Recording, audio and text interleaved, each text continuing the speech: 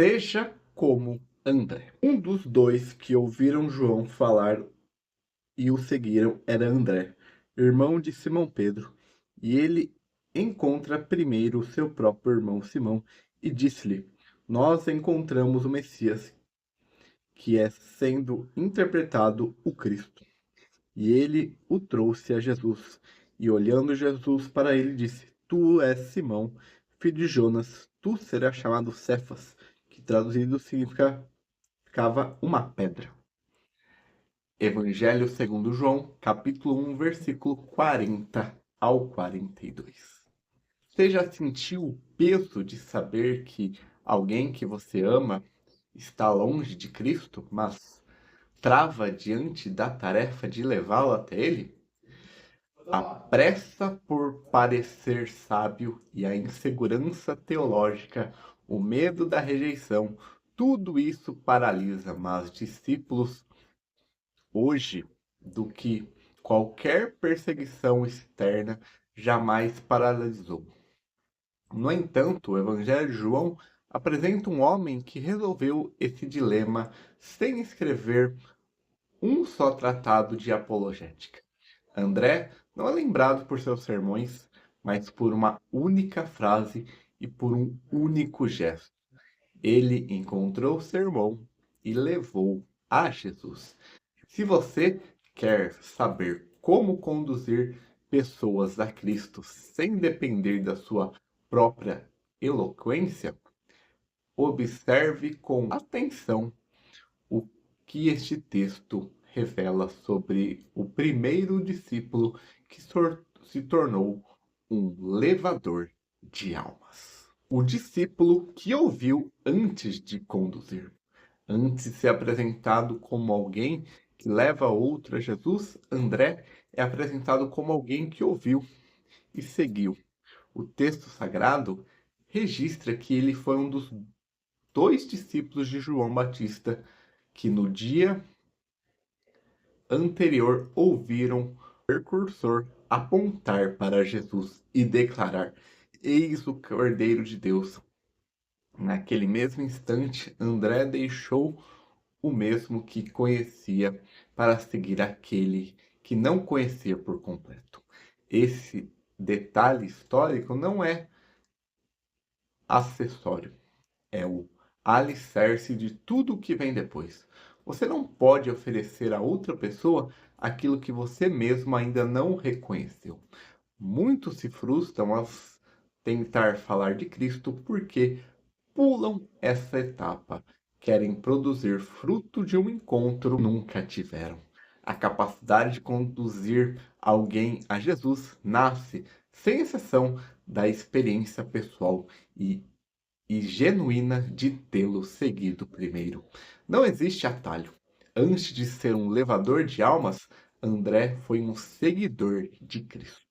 Coragem de falar primeiro em casa. O texto diz que André encontrou primeiro seu próprio irmão. Esta ordem revela algo profundo sobre a natureza do testemunho cristão. Em uma cultura onde laços familiares carregam peso social imenso, declarar a um irmão como Simão, homem de temperamento forte e opinião firme, que o Messias finalmente havia chegado, era um risco real de ridículo e rejeição dentro do próprio lar. André não esperou dominar toda a teologia messiânica antes de abrir a boca. Ele simplesmente declarou que havia experimentado. Nós encontramos o Messias. Isso demonstra a desculpa mais comum entre os cristãos de hoje, a de que preciso estudar mais, esperar mais, se sentir mais preparado antes de falar de Cristo ao mais próximo. A urgência do evangelho não espera pela sua eloquência. Muitas vezes o campo missionário mais negligenciado não fica em terras distantes, fica à mesa do seu próprio jantar, na sala de sua própria casa. O trabalho é levar. A transformação pertence a Cristo. André não tentou argumentar com Simão até convencê-lo, nem tentou ele mesmo operar qualquer mudança em seu irmão. O texto é econômico e definitivo. Ele o trouxe a Jesus. A partir daquele ponto, a ação sai completamente das mãos de André. É Jesus quem olha para Simão, é Jesus quem fala e é Jesus quem declara uma nova identidade sobre aquele homem, chamando de Cefas, que significa pedra. Na tradição bíblica, mudar o nome de alguém é sempre um ato de soberania divina. Foi assim com Abrão, que se tornou Abraão, e com Jacó, que se tornou Israel. Nenhum homem transformou a si mesmo através de força de vontade ou de argumento alheio. Isso deve libertar você de qualquer peso que nunca foi seu para carregar. Sua tarefa não é converter ninguém. Essa obra pertence exclusivamente a Cristo. Sua tarefa é como André, apenas trazer a pessoa até a presença dele. É Jesus quem transforma um coração instável em uma rocha firme. Ele fez isso porque na cruz ele pagou o preço integral por essa transformação, tomando sobre si a instabilidade e o pecado do homem velho para conceder pela justiça uma identidade inteiramente nova. A grandeza de André não está em seus dons retóricos, pois a Escritura não registra nenhum grande discurso saído da sua boca. Sua grandeza está em ter compreendido seu lugar na economia da salvação. Ele foi a ponte, nunca o destino.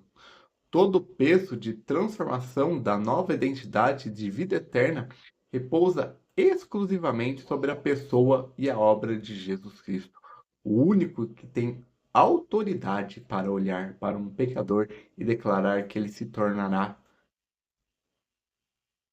Se Simão se tornou Pedro, a rocha sobre qual seria edificada a parte visível da igreja primitiva, isso não aconteceu por mérito humano, mas porque o próprio Cristo mais tarde entregaria sua vida na cruz para que pecadores instáveis como Simão pudessem, pela fé, receber uma nova natureza, firme e definitiva.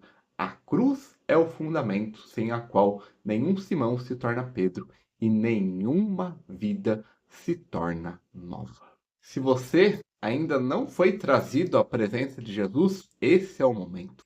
Nenhuma outra pessoa pode fazer por você o que só Cristo pode fazer, mudar quem você é pela raiz. Não adie essa decisão esperando se sentir pronto.